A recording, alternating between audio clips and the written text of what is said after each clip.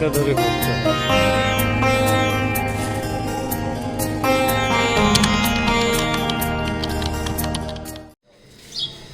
তো good morning, আমরা বেরিয়ে পড়েছি আজকে একটু সাইট সিইং ঘুরে দেখবো। তার আগে আমাকে বলো কেমন লাগছে, কানে দুটো দেখায়।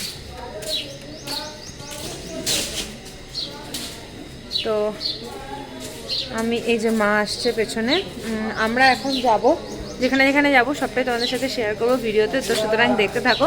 তার আগে এখন বেরিয়েছি, এখন একটু ব্রেকফাস্ট করব, তারপর যাব ঘুরতে। আচ্ছা, এই দেখো আমরা তিনজন কিন্তু বেরিয়ে পড়েছি ঘুরতে। তো বেনারসের সাইট সিইংয়ের জন্য তোমাদেরকে একটা টোটো বুক করতে হবে, ওরাই তোমাদেরকে সব জায়গা ঘুরিয়ে দেখিয়ে দেবে এবং মোস্ট ইম্পর্টেন্টলি বেনারসির হোলসেল মার্কেটেও তোমাদের ঘুরতে নিয়ে যাবে।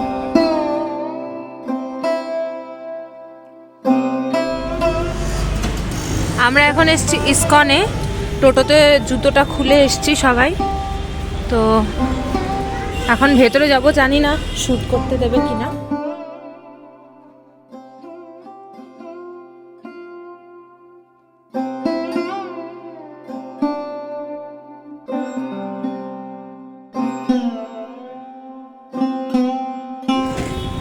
এখন আমরা যাচ্ছি দুর্গা মন্দির।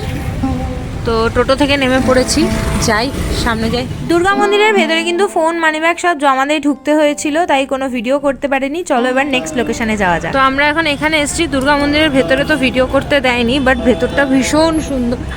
তো এটার ভেতরে কতটা কি ভিডিও করতে দেবে আমি জানি না, তো দেখি।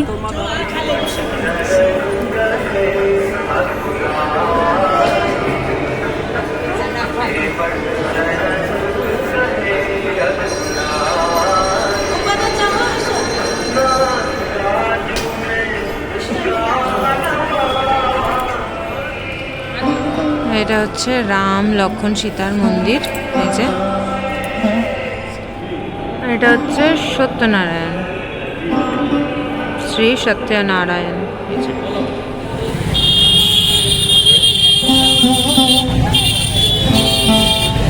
এখন আমরা এসছি এখানে, হিন্দি উচ্চারণ করতে পারছি না, আমার মনে হয় এটা ত্রিদেব মন্দির যতদূর মনে হচ্ছে। ভীষণ সুন্দর মন্দিরটা, ভীষণ সুন্দর। এতক্ষণ যে কটা ঘুরেছি এটা দেখতে ভীষণ সুন্দর, মানে কাজগুলো অসাধারণ অসাধারণ। ভেতরে ঢুকি, দেখা যায়। আয় হায় কি সুন্দর, অসাধারণ।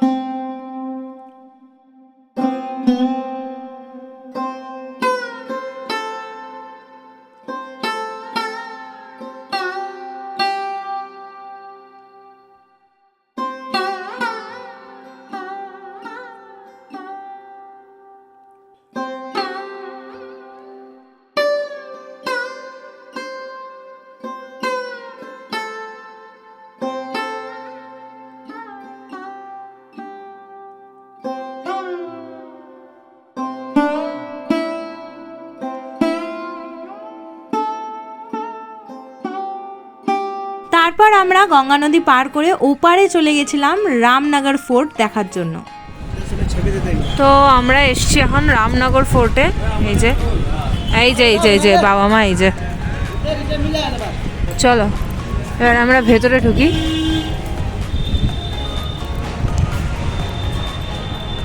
তো দেখো বাইরে থেকে যতটা সম্ভব আমি দেখানোর চেষ্টা করেছি রামনগর ফোর্ট খানিক এরম দেখতে। এখন যে কোনো মিউজিয়ামেরই ভেতরে ফোন তো অ্যালাউড থাকে না, তো ফোন জমা দিয়ে আমাদেরকে যেতে হয়েছিল, তাই সেই ভেতরের ভিডিও তো করতে পারিনি। তবে তোমরা কিন্তু রামনগর ফোর্ট গেলে অবশ্যই ভেতরটা একবার ডেফিনেটলি ঘুরে দেখো, ভীষণ সুন্দর।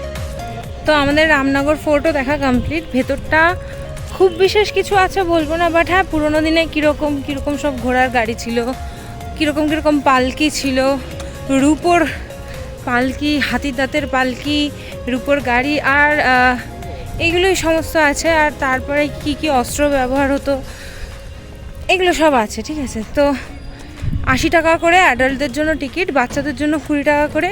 আর এখন এসছি আমরা বাবা বনখণ্ডী মহাদেবের মন্দিরে। খুব সুন্দর দেখতে, শিবলিঙ্গ থিমে আর কি মন্দিরটা, মহাদেবের মন্দির। তো হলো ঢোকা যাক। তো এই যে তোমাদেরকে মন্দিরের ভেতরটাও একটু ঘুরিয়ে দেখিয়ে দিলাম, বাবা মহাদেবেরই মন্দির। তারপর আমরা বেনারসি পান চেপাতে চেপাতে গেছিলাম বেনারসি ফ্যাক্টরিতে। আর এখানে একটুখানি শো করে রাখা আছে কিভাবে বেনারসি বোনা হয়, তো সেটাও দেখো, এই যে তোমাদের সাথে শেয়ার করলাম। তারপর আমরা ফিরে দুপুরবেলায় খাওয়া দাওয়া করে রেস্ট নিয়ে বিকেলে গেছিলাম কাশী বিশ্বনাথ পুজো দিতে। 6.5 hours later.